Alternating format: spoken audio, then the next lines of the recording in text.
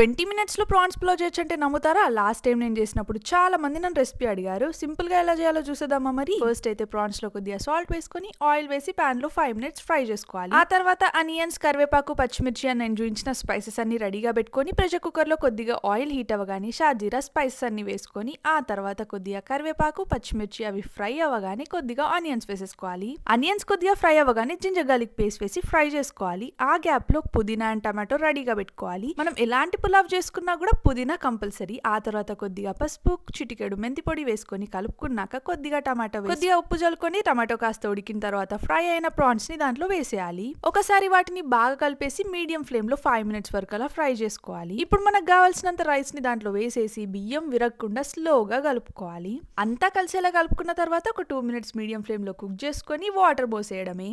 ఇంకేం లేదండి, వాటర్ పోయగానే కొద్దిగా కారం, ఉప్పు, కొద్దిగా జీలకర్ర పొడి, కొద్దిగా గరం మసాలా, 1 టీ స్పూన్ ధనియాల పొడి అండ్ ఫ్రెష్ కొత్తిమీర ఉంటే వేసేసి టేస్ట్ చూసి ఏదన్నా తక్కువ ఉంటే వేసుకొని 3 విజిల్స్ పెట్టేయడమే. 3 విజిల్స్ రాగానే కుక్కర్ మూత ఓపెన్ చేసి చూస్తే మన ప్రాన్స్ పులావ్ రెడీ. చూస్తుంటేనే నోరూరుతుంది కదా. ఇంత మంచి ప్రాన్స్ పులావ్ ముందు ఏదున్నా తక్కువే. మాకైతే ఇది చాలా ఇష్టం. మీరు కూడా కంపల్సరీ ట్రై చేసి ఎలా ఉందో కామెంట్ సెక్షన్ లో చెప్పండి. ఇక ఇప్పుడు స్లోగా దాన్ని కలిపేసి ఒక ప్లేట్ తీసుకొని వేడి వేడి ప్రాన్స్ పులావ్ ని ప్లేట్ లో వేసుకొని పక్కన కొద్దిగా అనియన్, లెమన్ పెట్టుకొని తింటే ఆహా, టేస్ట్ నెక్స్ట్ లెవెల్ ఉంటది. ఇంకేం వీడియోస్ కావాలో కామెంట్ సెక్షన్ లో చెప్పండి. Subscribe for more.